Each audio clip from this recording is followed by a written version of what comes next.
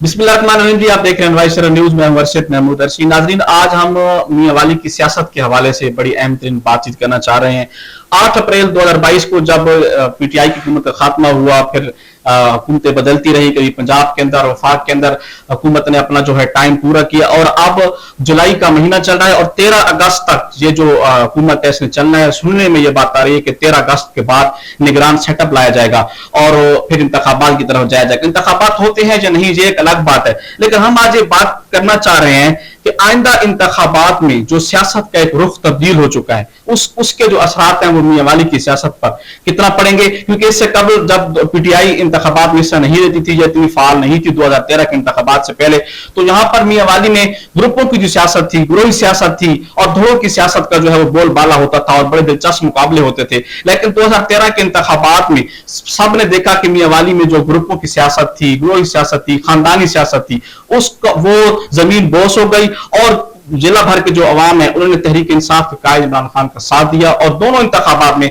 2013 हो 2018 हो उसमें तहरीक इंसाफ ने मियां वाली से क्लीन स्वीप कर लिया। अब जो इस वक्त सूरत हाल पैदा हो चुकी है, अब जो सियासत जो रुख इख्तियार कर चुकी है, ये एक बड़ा अहम सवाल है कि क्या पीटीआई आइंदा इंतखाबात में होगी या नहीं होगी। एक तो ये बड़ा अहम सवाल है और दूसरा आज हम NA95 और NA96 जो जिला मियां वाली के दो कौमी असम्बली के हल्के हैं उस पर हम बात करेंगे। हमारे साथ हमेशा की तरह चीफ एडिटर रोजनामा नवाज शरर राना अमजद इकबाल साहब मौजूद हैं। जी बहुत शुक्रिया राना साहब आपके वक्त का। सर, सबसे पहला एक अहम सवाल जो हर कोई जानना चाहता है, धड़ों की सियासत का तो खात्मा हुआ, सर क्या पीटीआई आइंदा इंतखाबात में आप देख रहे हैं होगी या नहीं होगी? पहले तो इस बात का जवाब दीजिए सर। जी शुक्रिया अरशद महमूद अर्शी, आज आपने एक इंतहाई अहम मौजू पर बात की है। यकीनन इंतखाबात की आमद है और 1 माह के बाद असम्बलियाँ तहरील हो जाएंगी। ज़िला मियां वाली को अगर हम कहें कि तहरीक इंसाफ की जन्मभूमि है तो इसमें कोई शक शुबा नहीं है और मियां वाली वो पहला इलाका है, पहला ज़िला है जिसने 2002 में सबसे पहले तहरीक इंसाफ को कामयाब बनाया और उस वक़्त पाकिस्तान भर में तहरीक इंसाफ का कोई वजूद ही नहीं था। क्योंकि तहरीक इंसाफ के कायद का ताल्लुक़ मियां वाली से है, फिर यहाँ पर उसके साथ वाबस्तगी भी एक फितरी अमल है।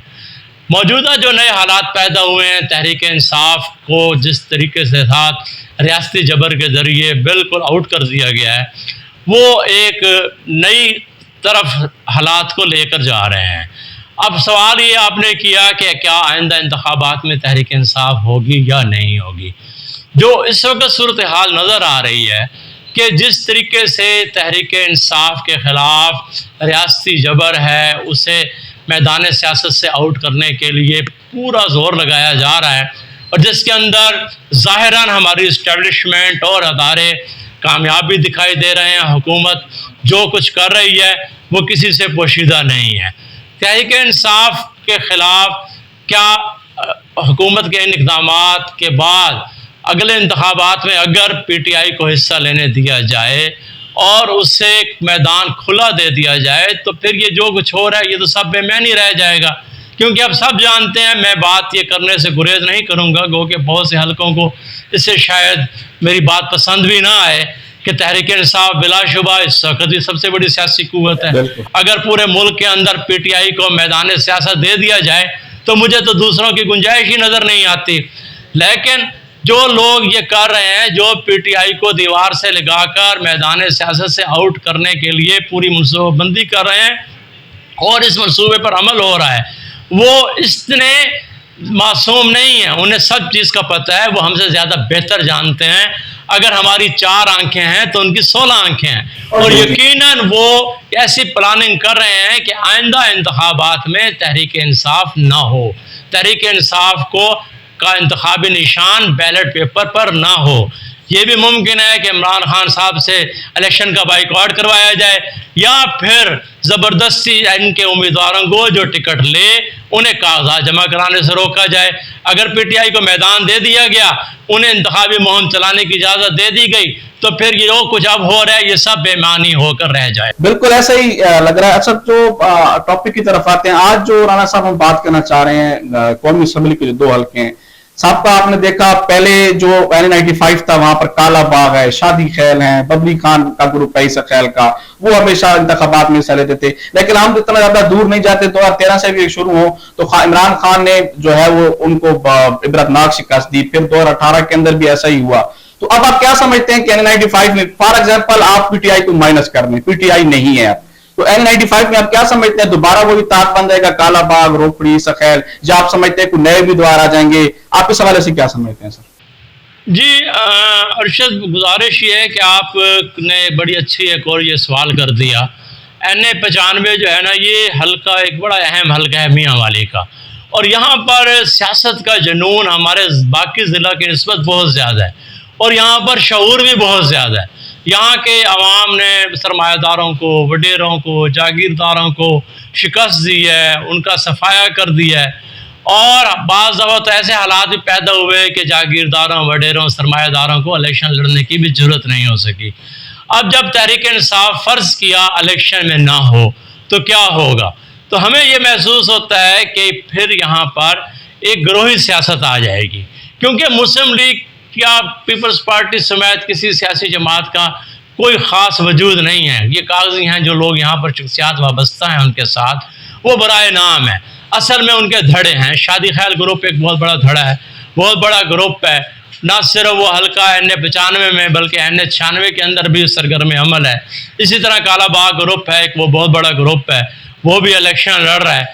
अगर आप देखें कि 2008 के इंतखाबात के अंदर शादी खैल के खिलाफ एक बहुत बड़ा महाज बना, जिसके अंदर रोकड़ी ग्रुप शामिल था, जिसमें ईसा खैल शामिल थे, और नवाबजादा मलिक अमाद खान ने अबैदुल्ला खान शादी खैल को शिकस्त दी और वो MNA मुंतखब हुए। और ये तमाम जो था इलाके के अंदर एक नई कामयाबी हुई। काला बाग ग्रुप जो 1985 से शिकस्त खा रहा था, हत्ता के 88 के बाद इस ग्रुप ने इलेक्शन लड़ना भी छोड़ दिया था। 2008 के अंदर गिरोही सियासत के नतीजे में वो MNA मुंतखब हो गए। अब आने वाले इंतखाबात के अंदर क्या वो ग्रुप फिर दिखाई दे रहा है? इस वक्त काला बाग और रोखड़ी फिर इकट्ठे हैं, और अगर PTI को इलेक्शन न लड़ने दिया गया, क्योंकि ईसा खैल ग्रुप जो है वो तहरीक इंसाफ के साथ खड़ा है, और अगर ईसा खैल ग्रुप ने देखा कि PTI मैदान में नहीं है, अगर अब्दुर्रहमान बबली खान ने खुद इलेक्शन ना भी लड़ा तो उनके साहबजादे या उसी फैमिली का कोई शख्स इस इत्तेहाद के ज़रिए इलेक्शन ज़रूर लड़ेगा। और मुझे यूँ लगता है कि शादी खैर ग्रुप और ये उनके मुखालफिन फिर आमने सामने होंगे।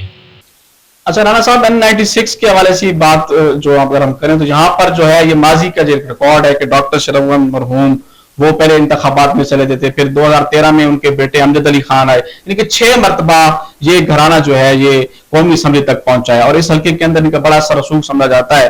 अब जो सूरत हाल है इस वक्त, आज तक जो सूरत हाल है उसमें जाहिर है अमजद अली खान साहब पर मुकदमात हैं, वो मंजर से गायब हैं, वो सामने नहीं है। अब ये भी नहीं मालूम कि वो इंतखाबात में हिस्सा लेते हैं नहीं लेते, अगर वो गिरफ्तार हो जाते हैं या जेल चले जाते हैं तो उसका भी एक प्रोसेस है।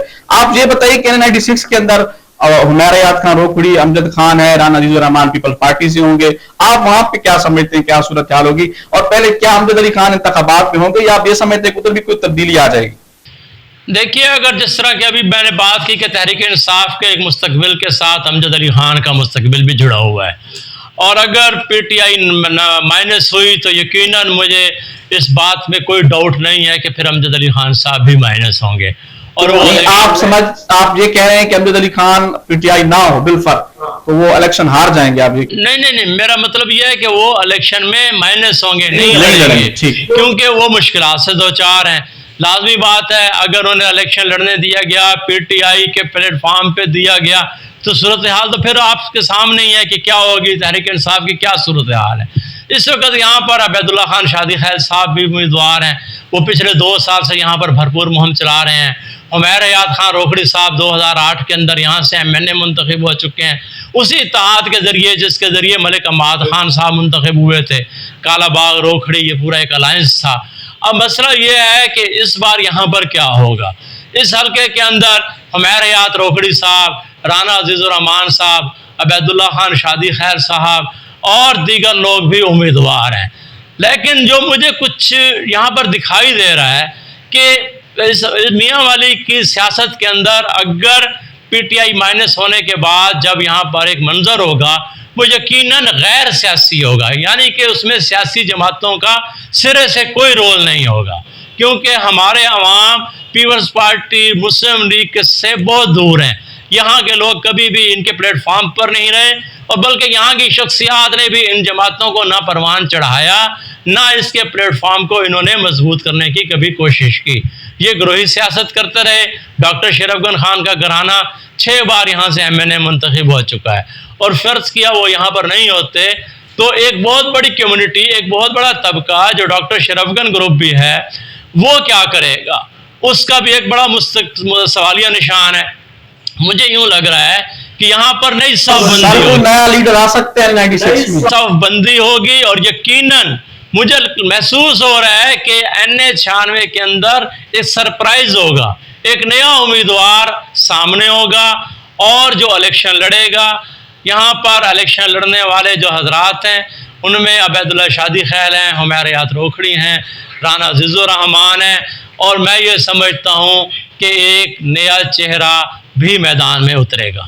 جی رانا امجد اقبال صاحب، بہت شکریہ، آپ نے بڑی تفصیل کے ساتھ دونوں حلقوں کو ڈسکس کیا. جی ناظرین، آپ نے گفتگو سنی، اور رانا امجد اقبال صاحب نے دونوں حلقوں کے بارے میں جو ماضی ہے اور جو حال ہے اور جو مستقبل ہوگا اس حوالے سے بڑا زبردست تجزیہ پیش کیا. ہم نے آج تک اتنا ہی، کیونکہ ہم نے صوبائی حلقے ہیں وہ ڈسکس نہیں کیے. آئندہ انشاءاللہ ایک پروگرام صوبائی حلقوں کے حوالے سے بھی ڈسکس کریں گے، اور دیکھیں گے کہ آئندہ انتخابات میں تحریک انصاف انتخابات میں ہوتی ہے یا نہیں ہوتی. اگر نہیں ہوتی تو کون سا گروپ مضبوط بن کر انتخابات میں حصہ لے گا اور فتح سے ہمکنار ہوگا. اب تک کے لیے اتنا ہی، مجھے دیجیے اجازت. دیکھتے رہیے نوائے شہر نیوز. اللہ حافظ.